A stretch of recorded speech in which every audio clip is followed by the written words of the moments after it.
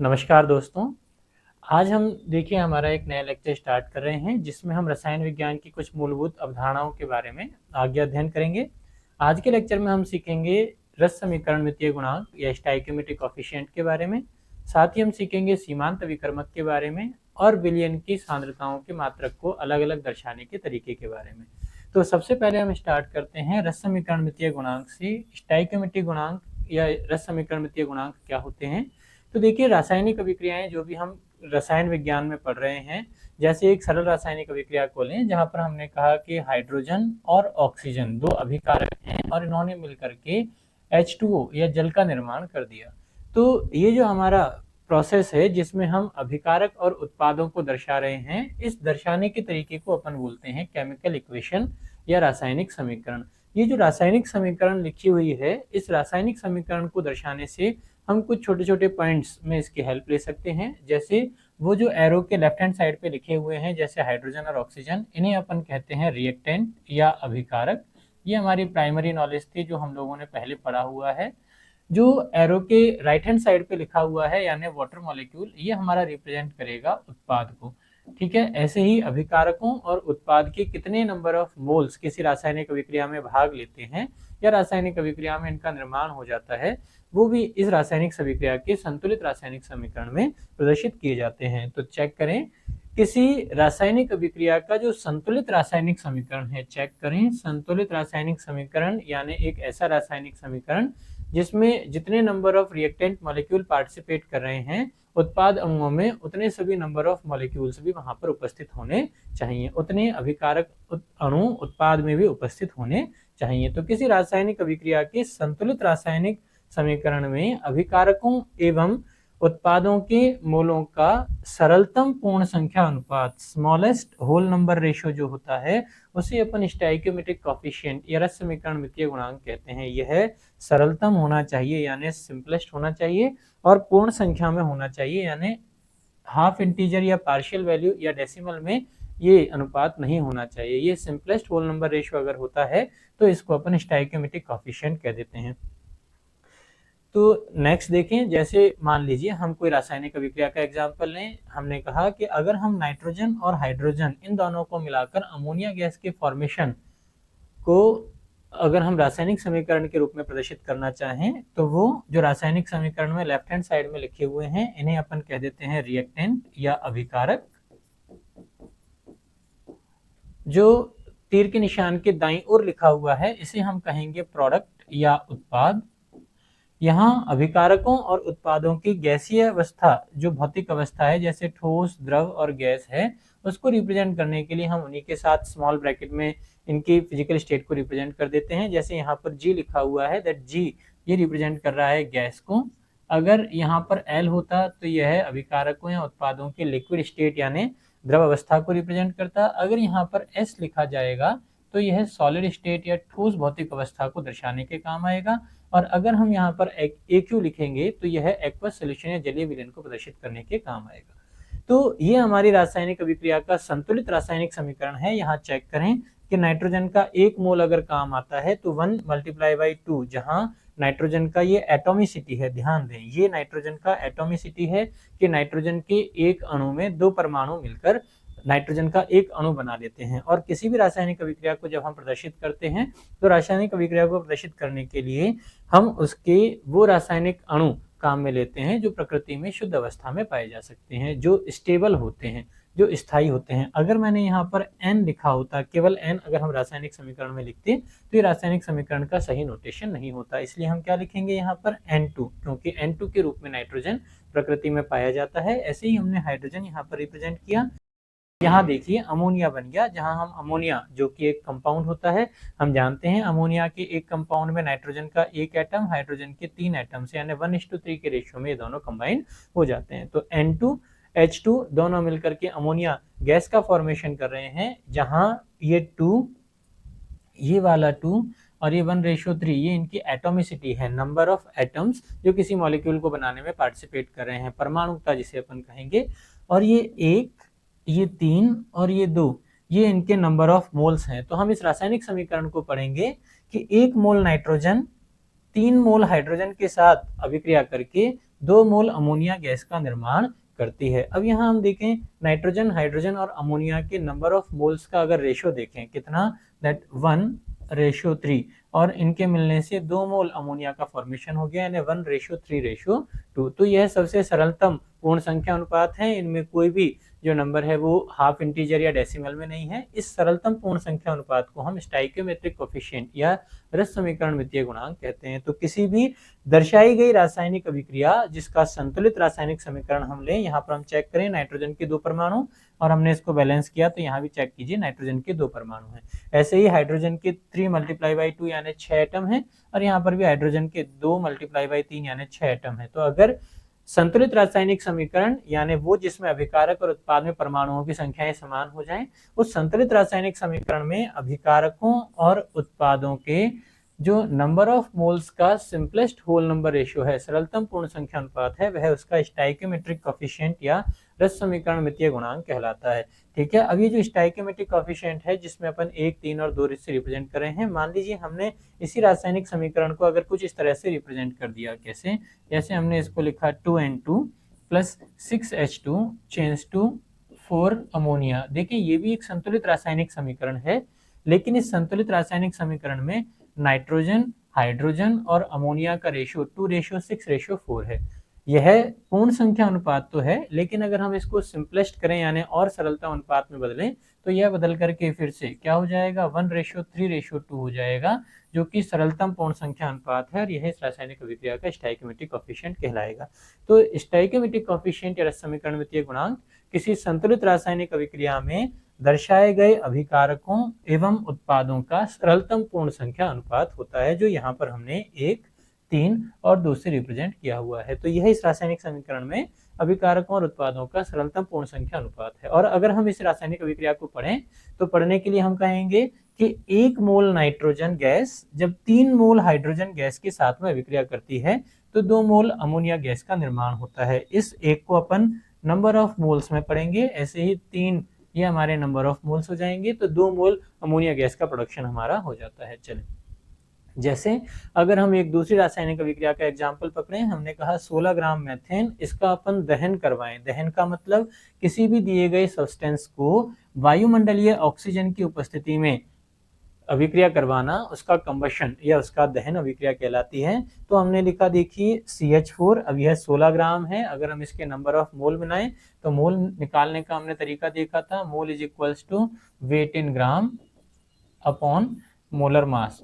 अणु भार में अपन अगर डिवाइड कर दें दी गई ग्राम में मात्रा को तो हमारे नंबर ऑफ मोल आ जाएंगे। तो हमने कहा 16 ग्राम मेथेन, तो हमने इसका रिप्रेजेंटेशन दे दिया 1CH4। इसको अगर हम एटमॉस्फेरिक ऑक्सीजन की उपस्थिति में जलाएं तो हमने यहाँ पर एटमॉस्फेरिक ऑक्सीजन लिखा, और इसके जलने से यहाँ पर देखिए कार्बन डाइऑक्साइड और जल के अणु हमें प्राप्त हो गए। अब हम इस रासायनिक अभिक्रिया को संतुलित करें, तो संतुलित किया, देखिए एक यहाँ पर कार्बन है और कार्बन डाइऑक्साइड में भी यहाँ पर एक कार्बन हो गया। यहाँ हाइड्रोजन चेक करें, हमारे पास में 4 × 1 यानी 4 हाइड्रोजन के परमाणु हैं, तो जल के अणु में हमारे पास 4 हाइड्रोजन के परमाणु यहाँ पर आ गए।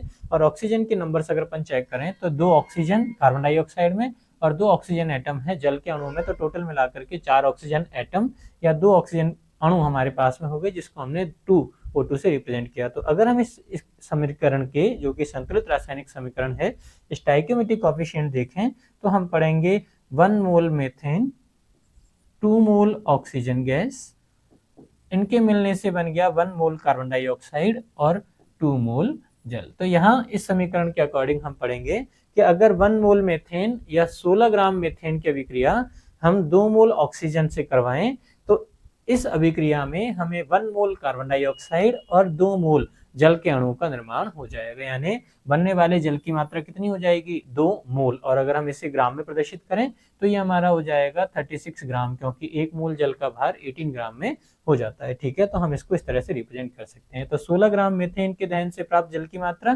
कितनी कहेंगे, या तो 2 मोल कह दें अगर मोल में हमसे पूछा जाए, और अगर हमें 18 ग्राम में निकालना हो तो हम इसको 36 ग्राम के रूप में रिप्रेजेंट करेंगे। नेक्स्ट देखें, हमने यहाँ पर सॉल्व भी किया हुआ 1 मोल मेथेन, यह हमारा पढ़ने के 2 मोल ऑक्सीजन, ऐसे ही 1 मोल कार्बन डाइऑक्साइड और 2 मोल जल हमने यहाँ पर दर्शाया। अगर 16 ग्राम मेथेन को अपन मोल में रिप्रेजेंट करना चाहें तो मेथेन का अणु भार हम कहेंगे, मेथेन में एक कार्बन जिसका एटॉमिक वेट होता है 12, और 4 हाइड्रोजन आइटम जिनका एटॉमिक वेट हो जाएगा 1, तो ये हो जाएगा 16 AMU। यहाँ AMU परमाणु भार की इकाई हमारी हो जाती है, मोल में रिप्रेजेंट करेंगे तो 16 ग्राम, और ये हमारा हो जाएगा 16, यानी नंबर ऑफ मोल हो गए 1। और स्टोइकोमेट्रिक कोफिशिएंट के अकॉर्डिंग हमने देखा कि 1 मोल मीथेन से कितना 2 मोल जल का अणु बन रहा है, तो 1 मोल मीथेन की अभिक्रिया से 2 मोल जल का अणु बनता है, और 1 मोल जल के अणु का भार कितना 18 ग्राम अगर है तो हमारे पास में हो जाएगा 2 मोल जल के अणु का भार 36 ग्राम, जो 1 मोल मीथेन की कंप्लीट कंबशन से हमें प्राप्त हो जाता है। नेक्स्ट देखें, आगे का हमारा दूसरा टॉपिक जो हम पढ़ेंगे उसका नाम है सीमांत अभिकर्मक या लिमिटिंग रिएजेंट। क्या होता है, हमने कहा कि कोई रासायनिक अभिक्रिया हो रही है, जैसे मान लीजिए हम फिर से हमारी रासायनिक अभिक्रिया पकड़ें जिसमें हमारे पास नाइट्रोजन और हाइड्रोजन गैस है और ये मिलकर अमोनिया बना रहे हैं। अब रासायनिक अभिक्रिया में देखें, यहाँ पर हमारे पास में 2 अभिकारक उपस्थित हैं, एक है नाइट्रोजन और दूसरा है हाइड्रोजन। मान लीजिए कि जो रासायनिक अभिक्रिया चल रही है, इस रासायनिक अभिक्रिया में इन दोनों में से कोई एक अभिकारक खत्म हो जाता है, अभी दूसरा अभिकारक बचा हुआ है। जैसे हमने कहा कि मान लीजिए नाइट्रोजन की मात्रा बची हुई है और यह हाइड्रोजन की जो क्वांटिटी है वो 0 हो जाती है, यानी हाइड्रोजन खत्म हो जाती है। तो जैसे ही हाइड्रोजन खत्म होगा, ये अभिक्रिया नाइट्रोजन और हाइड्रोजन का मिलकर अमोनिया निर्माण की जो अभिक्रिया है वो आगे होना बंद हो जाएगी, यानी आगे अभिक्रिया होगी ही नहीं। तो अगर नाइट्रोजन बचा हुआ है और हाइड्रोजन खत्म हो जाता है, तो वह अभिकारक जिसके खत्म होने से रासायनिक अभिक्रिया रुक गई है, रासायनिक अभिक्रिया में अगर और अभिकारक हाइड्रोजन मिला दिया जाए तो रासायनिक अभिक्रिया फिर से फॉरवर्ड डायरेक्शन में या आगे की दिशा में चलना शुरू कर देती है। तो वह अभिकारक जिसके खत्म होने से रासायनिक अभिक्रिया रुक जाती है, वह अभिकारक हमारा सीमांत अभिकर्मक या लिमिटिंग रिएजेंट कहलाता है। तो देखें, किसी रासायनिक अभिक्रिया में उपस्थित वह रिएक्टेंट मॉलिक्यूल जो कम मात्रा में उपस्थित है, क्योंकि अगर हाइड्रोजन ज्यादा मात्रा में होता तो रासायनिक अभिक्रिया आगे चलती रहती, जो कम मात्रा में उपस्थित है या जो खत्म हो जाता है, दूसरा अभिकारक बचा हुआ है और एक अभिकारक खत्म हो गया है, तो वह अभिकारक जो समाप्त हो जाता है वो अभिकारक हमारा लिमिटिंग रिएजेंट कहलाता है। जैसे एक एग्जांपल हम फिर से चेक करें, हमने कहा कि हमारे रासायनिक समीकरण नाइट्रोजन गैस और हाइड्रोजन गैस मिलकर के अमोनिया का निर्माण कर रहे हैं। सबसे पहले हमने इस अभिक्रिया के लिए एक संतुलित रासायनिक समीकरण को रिप्रेजेंट कर दिया, तो नाइट्रोजन का 1 मोल हाइड्रोजन के 3 मोल के साथ में रिएक्शन करके अमोनिया के 2 मोल का निर्माण कर रहे हैं। अगर हमें मान लीजिए नाइट्रोजन की 28 ग्राम क्वांटिटी दे रखी है और हाइड्रोजन की 4 ग्राम मात्रा हमें दे रखी है, तो कोई भी रासायनिक अभिक्रिया जब हम सॉल्व करेंगे सीमांत अभिकर्मक के लिए या स्टोइकोमेट्रिक कोफिशिएंट के लिए, तो हम उसे कभी भी ग्राम में डायरेक्ट सॉल्व करने की कोशिश नहीं करेंगे। हम सबसे पहले दी गई क्वांटिटी जो ग्राम में हमें दी है उसको अपन मोल में कन्वर्ट करेंगे, और ग्राम को मोल में बदलने के लिए हम लिखेंगे that mole is equals to दिए गए पदार्थ का ग्राम में भार डिवाइडेड बाई उस पदार्थ का मोलर मास या मॉलिक्यूलर वेट। तो हमने नाइट्रोजन, इसका मॉलिक्यूलर मास होता है 28, तो हमने इसके नंबर ऑफ मोल्स निकाल लिए दैट 28 ग्राम डिवाइडेड बाई 28, और ऐसे ही हमने हाइड्रोजन के नंबर ऑफ मोल्स निकाल लिए, इसकी गिवन क्वांटिटी कितनी थी, हमें 4 ग्राम दे रखी और हमने इसके 2 ग्राम क्वांटिटी को ले लिया। तो 28 डिवाइडेड बाई 28, यहाँ पर नाइट्रोजन के नंबर ऑफ मोल्स हो गए 1 मोल और हाइड्रोजन के गिवन मोल्स हमारे पास में आ गए 2 मोल। अब ये तो हमें गिवन क्वांटिटी है, 1 मोल नाइट्रोजन और 2 मोल हाइड्रोजन। अब हम रासायनिक अभिक्रिया का संतुलित समीकरण देखें, तो इस संतुलित समीकरण में देखिए हमें अभिक्रिया देखने से पता चला कि 1 मोल नाइट्रोजन को कंप्लीट रिएक्शन करने के लिए कम से कम कितने 3 मोल हाइड्रोजन की रिक्वायरमेंट होती है, यानी 1 मोल नाइट्रोजन अगर कंप्लीटली कंज्यूम होता है, पूर्णतया खर्च होता है, तो कम से कम 3 मोल हाइड्रोजन कंज्यूम होंगे। लेकिन यहाँ देखें 1 मोल नाइट्रोजन तो हमें दिया हुआ है, उसके रिस्पेक्ट में हाइड्रोजन कितना दे रखा है, 2 मोल दे रखा है। तो जो डिजायर्ड क्वांटिटी है, चाही गई मात्रा कितनी 3 मोल होनी चाहिए थी, उसके मुकाबले में दी गई मात्रा कितनी है 2 मोल है। तो वह अभिकारक जो चाही गई मात्रा से कम क्वांटिटी में प्रेजेंट है, जो इतनी मात्रा की हमें आवश्यकता है उससे कम मात्रा में अवेलेबल है, ऐसा अभिकारक क्या कहलाएगा, सीमांत अभिकर्मक कहलाता है। तो इस रासायनिक अभिक्रिया के लिए हम सीमांत अभिकर्मक अगर दर्शाना चाहें तो क्या हो जाएगा, हमारे पास में हाइड्रोजन सीमांत अभिकर्मक हो जाएगा। जैसे हम फिर से चेक कर लें, हमने कहा संतुलित रासायनिक समीकरण अगर अपन देखें तो ये हमारे पास में है नाइट्रोजन गैस साथ में हाइड्रोजन गैस जिसके 3 मोल कंज्यूम होते हैं, तो कितने 2 मोल अमोनिया का निर्माण यहाँ पर हो जाता है। ये हमारी रासायनिक अभिक्रिया का संतुलित समीकरण है। ठीक है, अब हमने जो चेक किया उसमें हमें क्या गिवन था, 1 मोल नाइट्रोजन गिवन है क्वांटिटी में हमें 2 मोल हाइड्रोजन गिवन है। अब जितना नाइट्रोजन हमें रिक्वायर्ड था उतना दिया हुआ है, लेकिन उसके रिस्पेक्ट में हाइड्रोजन की क्वांटिटी कितनी दे रखी है, 2 मोल दे रखी है। चाहिए कितनी थी, 3 मोल चाहिए थी। तो हाइड्रोजन हमारा क्या हो जाएगा, हाइड्रोजन हो जाएगा सीमांत अभिकर्मक। अब इस अभिक्रिया के रिस्पेक्ट में जितने भी सवाल पूछे जाएंगे कि भाई नाइट्रोजन कितना कंज्यूम होता है, हाइड्रोजन कितना कंज्यूम होता है, या अमोनिया की कितना मोल प्रोडक्शन हो जाता है, वो सारे के सारे क्वेश्चंस के आंसर हमें इस लिमिटिंग रिएजेंट या सीमांत अभिकर्मक के लिए लिखना होगा। तो कैसे सॉल्व करेंगे, हम कहेंगे देखिए 3 मोल हाइड्रोजन अगर कंज्यूम होता तो इस 3 मोल हाइड्रोजन के कंज्यूम होने के लिए हमें 1 मोल नाइट्रोजन की रिक्वायरमेंट होती। ठीक है, लेकिन अब हाइड्रोजन हमें कितना दे रखा है, 2 मोल दे रखा है। तो हमने कहा कि अगर 1 मोल हाइड्रोजन है तो नाइट्रोजन की कितनी क्वांटिटी, 1/3 मोल क्वांटिटी की रिक्वायरमेंट होगी। लेकिन हाइड्रोजन कितना दिया हुआ है, 2 मोल क्वांटिटी दे रखी है। तो 2 मोल हाइड्रोजन से कंप्लीटली रिएक्ट करने के लिए कितना, 2 × 1/3 मोल्स ऑफ नाइट्रोजन रिक्वायर्ड होगा। ठीक है, तो देखिए हाइड्रोजन के 2 मोल हमें दिए हुए हैं और हाइड्रोजन के 2 मोल पूरी तरह कंज्यूम हो गए। तो रिमेनिंग अगर हम हाइड्रोजन की बात करें तो रिमेनिंग हाइड्रोजन कितना बच गया, 2 मोल दिया हुआ था, 2 मोल कंज्यूम हो गया, यानी हाइड्रोजन बच गया 0 मोल। यहाँ 1 मोल नाइट्रोजन गिवन था और हमें यहाँ पर कितना मोल नाइट्रोजन कंज्यूम हो गया, 2 × 1/3 यानी 2/3 मोल नाइट्रोजन हमारा कंज्यूम हो गया। तो रिमेनिंग कितना बच जाएगा, दैट 1 - 2/3 मोल बच जाता है, यानी 1/3 मोल हमारे पास में क्या बचा हुआ है, नाइट्रोजन यहाँ पर शेष बच गया। ठीक है, तो रासायनिक अभिक्रिया में जो अभिकारक खर्च हो जाता है, कौन सा अभिकारक खर्च हो गया, सर हाइड्रोजन पूरा खर्च हो गया। कितनी क्वांटिटी बची हुई है, 0 मोल, यानी हाइड्रोजन खत्म हो गया है। अब हाइड्रोजन आगे अभिक्रिया करवाने के लिए शेष बचा हुआ नहीं है, तो इस हाइड्रोजन को अपन क्या कहेंगे, लिमिटिंग रिएजेंट कह देंगे।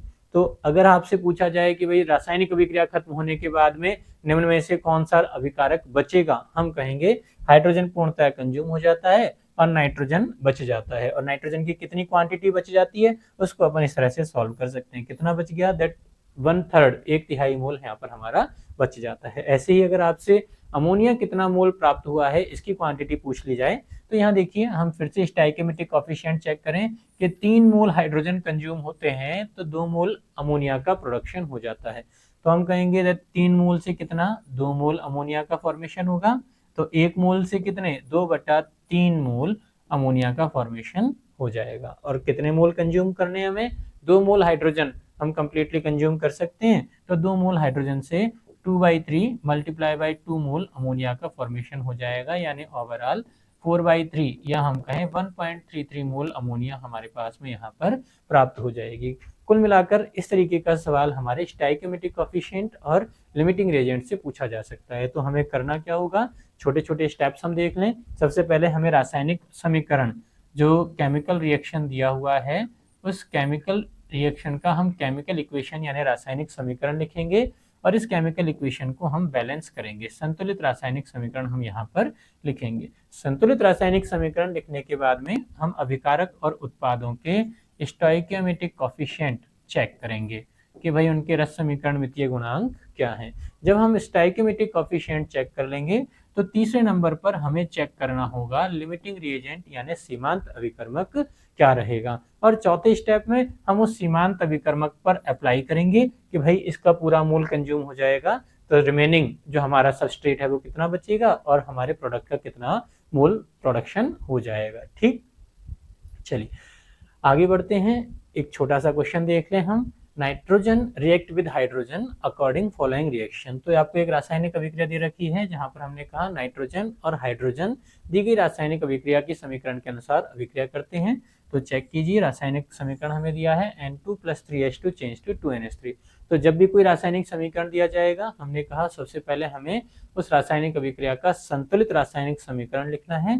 चेक करें दैट 1N2 यानी कितने, 2 नाइट्रोजन एटम, तो यहाँ पे हमें 2 नाइट्रोजन के एटम गिवन है और 3H2 यानी 6 हाइड्रोजन के एटम हमारे पास में गिवन है। यानी ये जो हमें समीकरण दे रखी है वो एक बैलेंस केमिकल इक्वेशन है। क्या पूछा गया है, calculate amount of ammonia, product जो बना हुआ है उसकी मात्रा हमसे कैलकुलेट करवाता है।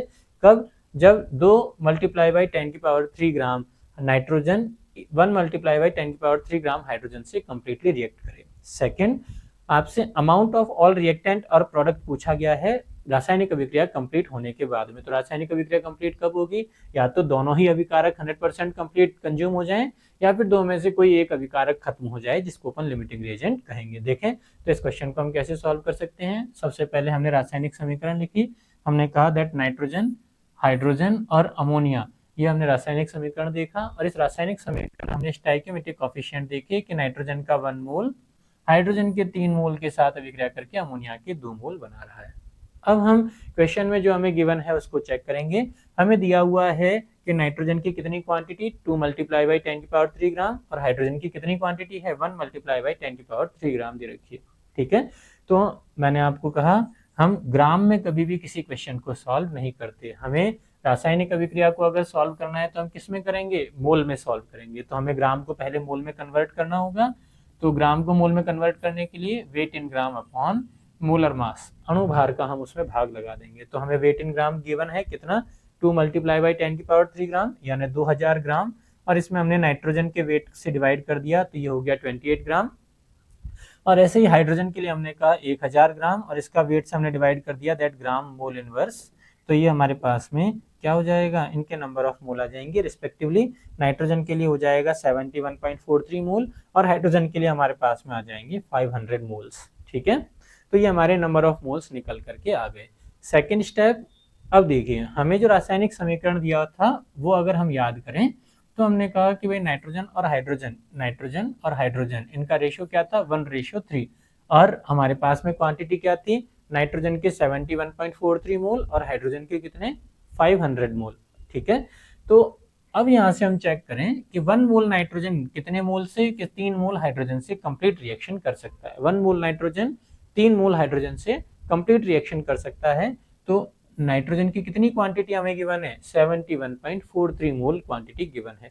तो नाइट्रोजन की इतनी मोल क्वांटिटी से कंप्लीट रिएक्शन करने के लिए हाइड्रोजन के कितने मोलों की रिक्वायरमेंट होगी? दैट 1 के रेशियो में 3, यानी 1 के बजाय 3 गुने की हमें यहाँ पे आवश्यकता होगी। तो 1 मोल के लिए 3 मोल, तो 71.43 के लिए हमें मल्टीप्लाई बाई 3 मोल्स हाइड्रोजन की आवश्यकता होगी, यानी कितना? 214.28 मोल हाइड्रोजन की हमें यहाँ पर आवश्यकता होगी। अब हम चेक करें तो हमें नाइट्रोजन तो गिवन है 71.43 मोल, वो तो हमने कहा कंप्लीटली कंज्यूम हो जाता है, 0 बचेगा। लेकिन हाइड्रोजन जो हमारा 3 गुना कंज्यूम हुआ है उसके हमें 500 मोल्स गिवन थे। कितने? 500 मोल्स गिवन है, और 500 मोल में से केवल कितना? 214.28 मोल कंज्यूम होता है। तो ये जो क्वांटिटी है 500 माइनस 214.28 मोल, ये क्वांटिटी हमारी रिमेनिंग बच जाएगी। कितनी? 285.72 मोल हाइड्रोजन हमारा बच जाता है। ऐसे ही जब 1 मोल नाइट्रोजन और 3 मोल हाइड्रोजन रिएक्ट किया तो अमोनिया कितना बना था? 2 मोल अमोनिया का फॉर्मेशन हुआ था। अगर ऐसे ही हमसे अमोनिया की प्रोडक्ट की मात्रा पूछे कि भाई अमोनिया का फॉर्मेशन कितना होगा, तो हम जो भी कैलकुलेशन करेंगे वो किस पर की जाएगी? लिमिटिंग रिएजेंट पर की जाएगी। तो कितना? 1 मोल नाइट्रोजन कंज्यूम होता है तो मल्टीप्लाई बाई 2 यानी 2 गुना अमोनिया बनता है। ऐसे ही अगर 71.43 मोल नाइट्रोजन कंज्यूम होगा तो मल्टीप्लाई बाई 2 कितना? 142.86 मोल अमोनिया का फॉर्मेशन यहाँ पर हो जाएगा। तो ये हमारा इस तरीके का क्वेश्चन जो आपसे पूछा जा सकता है स्टोइकियोमेट्रिक कोएफिशिएंट और लिमिटिंग रिएजेंट से। तो 3 बातें हमें याद रखनी है जब भी स्टोइकियोमेट्रिक कोएफिशिएंट पूछेगा। सबसे पहले हम बैलेंस केमिकल इक्वेशन, संतुलित रासायनिक समीकरण लिखेंगे, फिर हम उनका स्टोइकियोमेट्रिक कोएफिशिएंट लिखेंगे। स्टोइकियोमेट्रिक कोएफिशिएंट लिखने के बाद में हम लिमिटिंग रिएजेंट को आइडेंटिफाई करेंगे और लिमिटिंग रिएजेंट जो हैगा उसके बेसिस पर हम आगे फर्दर अपने क्वेश्चन को सॉल्व करेंगे। नेक्स्ट देखें कुछ छोटी छोटी सी टर्म्स जो इस चैप्टर में हमारी और बच जाती हैं। वो छोटी टर्म्स हमारी हैं विलियन और उसकी सांद्रताओं की इकाई के बारे में। तो सबसे पहले हम सीखें विलियन या सोल्यूशन क्या होता है। तो देखिए हम एक सरल से एग्जांपल से कंसीडर करें। जैसे मान लीजिए मैंने 1 गिलास में पानी ले लिया, यहाँ पर हमने 1 गिलास में पानी भर दिया और इस पानी में मैंने 1 चम्मच 1 टेबल स्पून शुगर ऐड कर दी, 1 टेबल स्पून चीनी मैंने इसमें मिला दी। तो जब हम 1 गिलास पानी में 1 चम्मच चीनी मिलाते हैं और इस चीनी को हम अच्छे से शेक करें, इस चीनी को अपन अच्छे से मिला लें, तो क्या होगा? हम देखते हैं कि भाई 1 गिलास पानी में चीनी अच्छे से मिक्स हो जाती है और ये हमारा बन जाएगा मीठा पानी। जब हम इस मीठे पानी को देखें तो इस मीठे पानी को देखने पर हम पानी में चीनी को कहीं भी डिफ्रेंशिएट नहीं कर पाते, वो चीनी पानी में आसानी से डिसॉल्व हो जाती है, विलय हो जाती है, और हम पानी में चीनी को अलग डिफ्रेंशिएट नहीं कर सकते। ठीक है, तो ये जो मीठा पानी हमारा बनके तैयार हुआ है, ये मीठा पानी हमारा क्या कहलाता है? सोल्यूशन कहलाता है। ठीक है, जिसमें हमने कहा दो कंपोनेंट प्रेजेंट होते हैं। पहला हमारे पास में है पानी जिसमें चीनी घुलती है।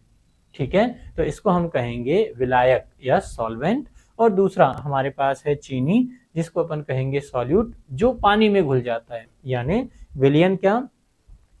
तो हम कहेंगे कि सर विलयन में दो प्रावस्थाएं हमारी उपस्थित होती हैं। पहला सॉल्वेंट यानी विलायक, वो जिसमें विलय पदार्थ घुल जाता है, जैसे पानी हम लोगों ने लिया उसमें चीनी आसानी से डिसॉल्व हो गई थी, और दूसरा सॉल्यूट यानी विलय, जो चीनी जो पानी में हमारी आसानी से डिसॉल्व हो जाती है। ठीक है, तो विलयन अगर हम इसको परिभाषित करना चाहें कैसे लिखेंगे, तो हम कहेंगे देखो विलय यानी सॉल्यूट और विलायक यानी सॉल्वेंट का बना हुआ एक होमोजीनियस मिक्सचर या समांगी मिश्रण विलयन कहलाता है। अब ये समांगी मिश्रण क्या होता है, एक हम इसको भी देख लें। तो सबसे पहले तो हमने कहा कि अगर हम 1 गिलास पानी लें और इस 1 गिलास पानी में हमने 1 टेबल स्पून शुगर, 1 चम्मच चीनी हमने यहाँ पर मिला दी। अब किसी को अगर कम मीठा पानी पीना पसंद है तो वो 1 चम्मच चीनी मिलाएगा। अब हम इस सॉल्यूशन को क्या कहेंगे? मीठा पानी।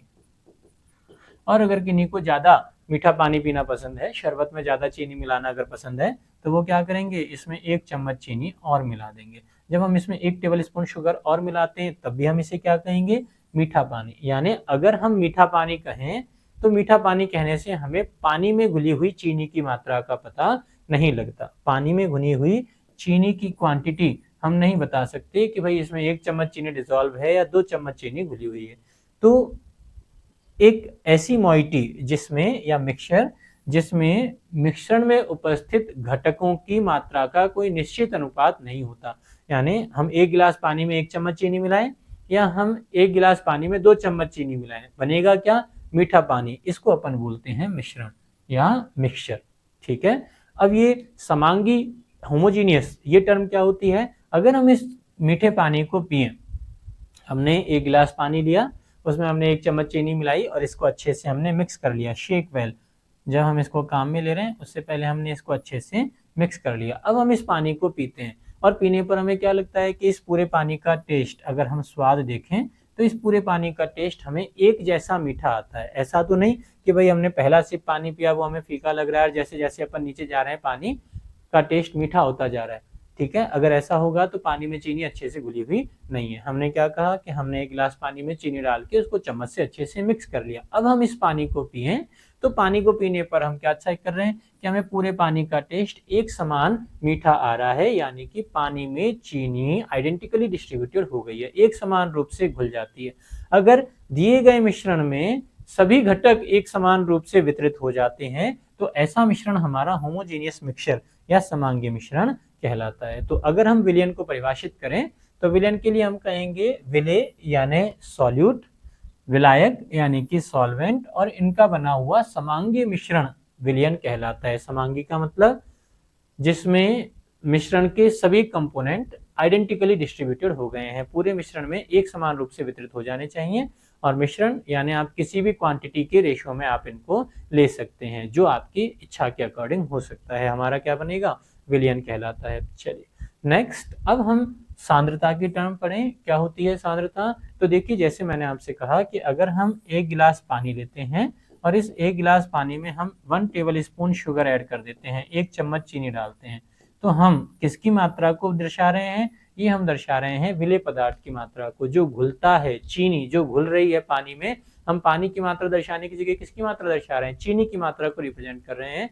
तो किसी भी दिए गए विलयन में उपस्थित विलय पदार्थ की मात्रा क्या कहलाती है? सांद्रता कहलाती है। विलयन में उपस्थित विलय पदार्थ की मात्रा सांद्रता कहलाती है। और इस सांद्रता को दर्शाने के लिए अलग अलग टर्म्स या अलग अलग यूनिट हम लोग काम में ले सकते हैं। तो देखिए, सांद्रता के 3 तरह के मात्रक हमारे पास में होते हैं, जिनमें पहला मात्रक हमारा होगा भार आयतन मात्रक, जिसमें हम विलय की मात्रा को वेट में और विलयन के आयतन को हम रिप्रेजेंट करेंगे। ऐसा ही दूसरा मात्रक हमारा होगा भार मात्रक, जिसमें हम विलय की मात्रा को भार में, और विलयन की मात्रा को भी भार के टर्म में रिप्रेजेंट करेंगे। और तीसरे तरीके का मात्रक हमारा होगा आयतन आयतन मात्रक, जिसमें हम विलय और विलयन दोनों को ही आयतन की टर्म में रिप्रेजेंट करेंगे।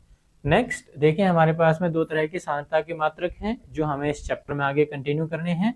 पहले तरीके का मात्रक हमारा हो जाएगा भार आयतन मात्रक, जिसमें अपन वॉल्यूम और वेट को रिप्रेजेंट कर रहे हैं, और दूसरे तरीके का मात्रक हमारा होगा भार भार मात्रक, जिसमें हम दोनों ही टर्म वेट की टर्म में काम ले रहे हैं। जब हम भार आयतन मात्रक की बात करते हैं तो हमारे दो तरह के मात्रक यहाँ पर होंगे, जिनको अपन कहेंगे रेस्पेक्टिवली मूलरता, कैपिटल एम से रिप्रेजेंट करेंगे, और दूसरा हमारा हो जाएगा नॉर्मलता, जिसको अपन कैपिटल एन से दर्शाएंगे।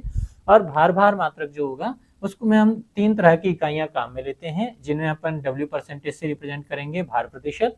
मोललता, इसको अपन स्मॉल एम से रिप्रेजेंट करेंगे। देखें ये भी एम है और ये भी एम है, लेकिन इनका नोटेशन अलग अलग है। जब कैपिटल एम लिखा जाएगा तो वो मोलरता पढ़ा जाएगा भार आयतन मात्रक में, और जब स्मॉल एम लिखा जाएगा तो इसे हम मोललता पढ़ेंगे भार भार मात्रक में। और तीसरे तरीके की इकाई हमारी होती है मोल फ्रैक्शन या मोल भिन्न हम कहते हैं। देखें एक एक करके चेक करें। सबसे पहले हम चेक करें मोलरता कौन सा मात्रक है। ये हमारा वेट बाय वॉल्यूम या भार बटा आयतन मात्रक होता है। क्या लिखेंगे? 1 लीटर। अब लीटर किसका आयतन है? लीटर आयतन का मात्रक हमारे पास में है। हम कहेंगे 1 लीटर विलयन में उपस्थित, ये थोड़ा सा प्रिंटिंग मिस्टेक है, चेक करेंगे। 1 लीटर विलयन में उपस्थित विलय की मात्रा क्या कहलाती है? मोलरता कहलाती है। अगर हम फॉर्मूला चेक करें दैट कैपिटल एम, इसको अपन डिफाइन कर सकते हैं विलय के मोल बटा विलयन का आयतन लीटर में। विलय के मोल बटा विलयन का आयतन लीटर में। और मोल कैसे निकालेंगे इस पर देखिए, हमने एक लेक्चर हमने पूरा मोल कंसेप्ट पर डाला हुआ है, फिर भी अपन चेक कर लें दैट मोल निकालने के लिए हमारे पास में तरीका रहेगा किसी भी गिवन सब्सटेंस का वेट इन ग्राम, यानी हम उसका ग्राम में भार कितना है उसको लेंगे, डिवाइडेड बाई हम उस सब्सटेंस के अणुभार को हम यहाँ पर रख देंगे। तो ग्राम में भार में जब अणुभार से भाग लगाएंगे तो हमारे पास मोल निकल के आ जाएगा, और उस मोल में हम उसके आयतन से डिवाइड करेंगे, जहाँ आयतन हमेशा आपको लीटर में ही कंसीडर करना है, मिलीलीटर में कंसीडर नहीं करना।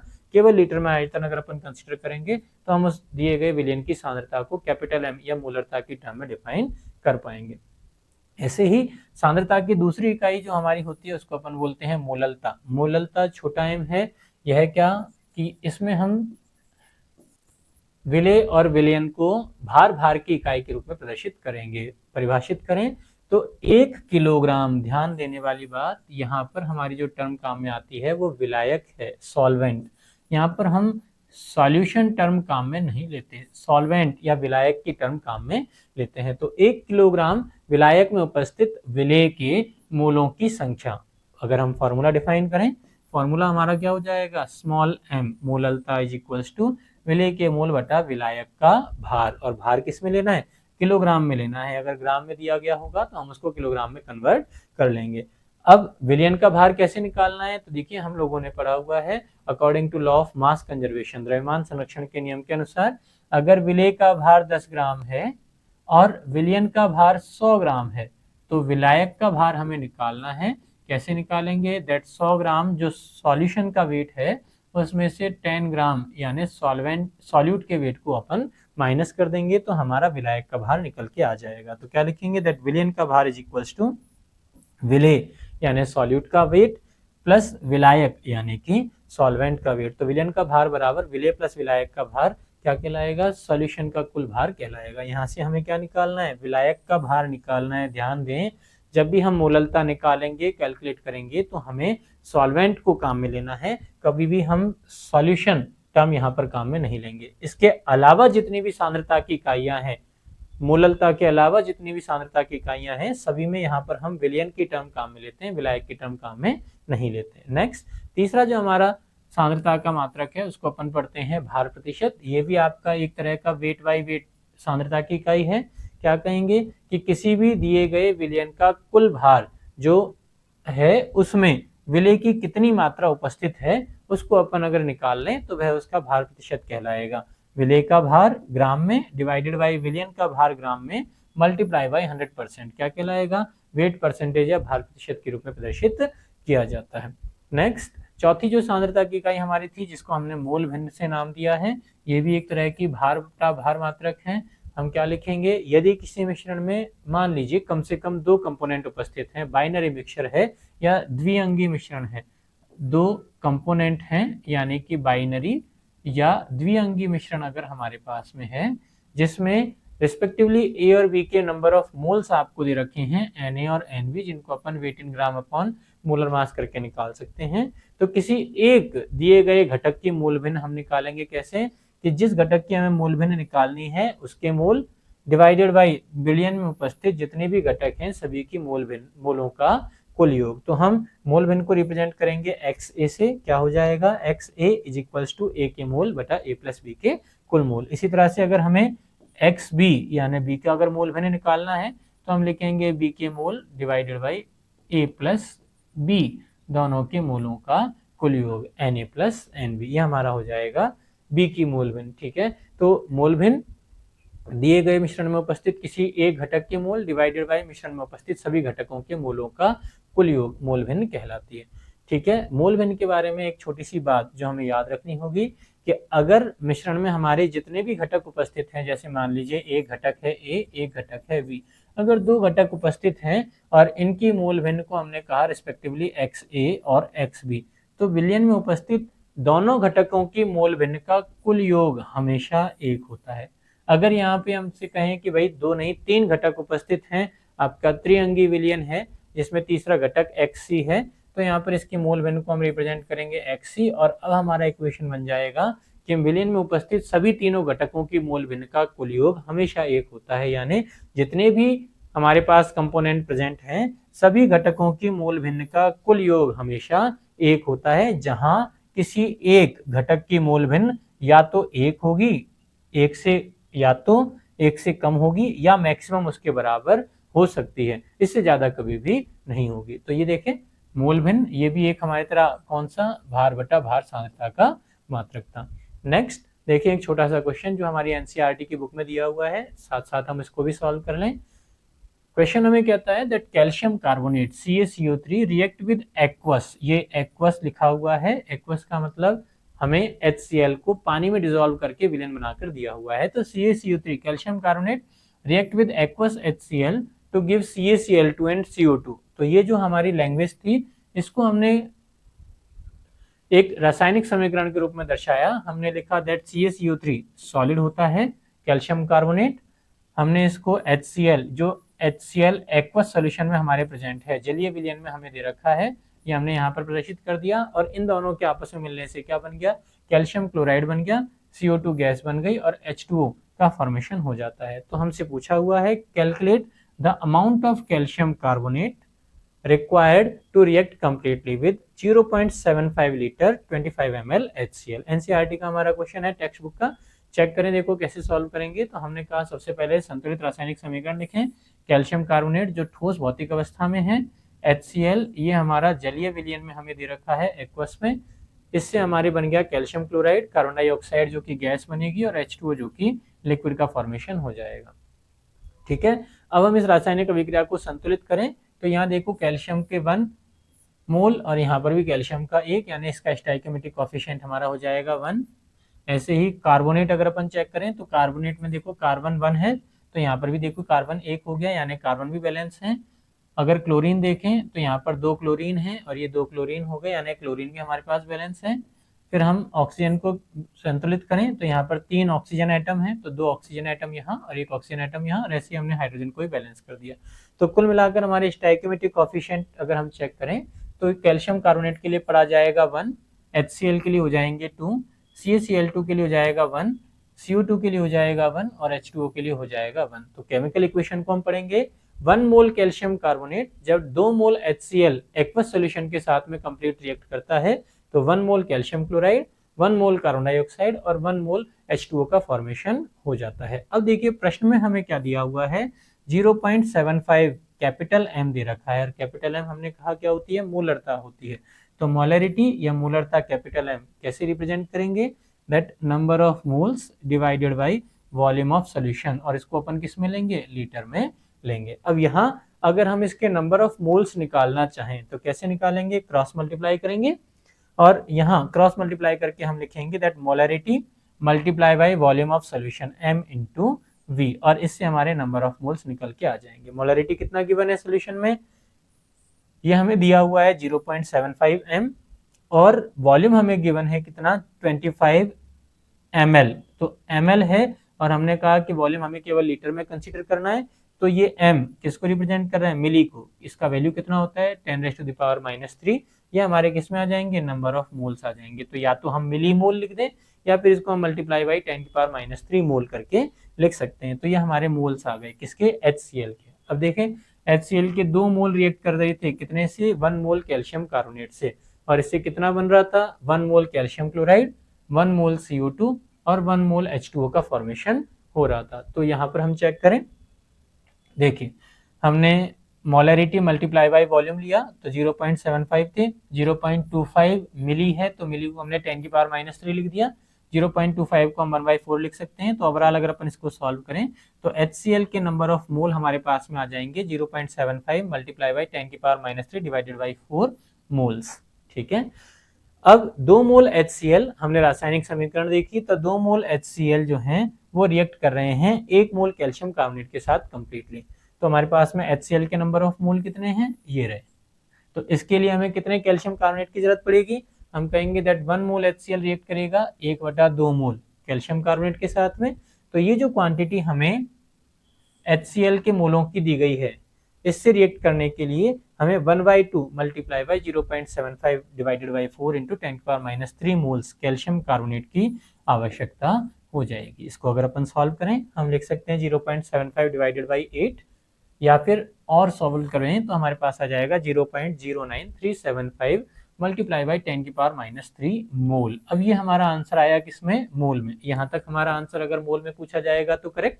अगर हम इसको वेट इन ग्राम में कन्वर्ट करना चाहें तो वेट इन ग्राम में कैसे लिखेंगे, that weight in gram is equals to mole multiply by molar mass, और हमारे पास में कैल्शियम कार्बोनेट दिया हुआ है, जहां कैल्शियम इसका एटॉमिक वेट होता है 40 यूनिट्स, कार्बन का कितना हो जाएगा, इसका होगा हमारा 12 यूनिट्स, प्लस 3 ऑक्सीजन एटम है और 1 ऑक्सीजन एटम का वेट होता है 16, यानी अगर हम इसका ओवरऑल मोलर मास निकालें तो ये हो जाएगा 100 ग्राम मोल इनवर्स। हमारे पास में देखिए नंबर ऑफ मोल्स आ गया 0.09375 10⁻³ मोल्स। इसको अगर अपन मोलर मास 100 से मल्टीप्लाई कर दें तो ये हमारी क्वांटिटी आ जाएगी किसमें, ग्राम में। 10⁻³ को हम फिर से मिली में लिख सकते हैं, तो हमारे पास हो जाएगा that 9.375 milligram quantity of calcium carbonate की हमें रिक्वायर होगी, जिससे हम HCl से कंप्लीटली रिएक्शन करवा सकते हैं। तो ये देखिए हमारा एक छोटा सा क्वेश्चन रहेगा। तो ये आज के हमारे टॉपिक में हम लोगों ने स्टोइकियोमेट्रिक कोएफिशिएंट के बारे में सीखा, साथ ही हम लोगों ने सीखा था सीमांत अभिकारक के बारे में, और हमने सांद्रता और सांद्रता के कुछ मात्रकों को दर्शाने के तरीके सीखे। आपको ये लेक्चर कैसा लगा कमेंट में जरूर बताएं। धन्यवाद।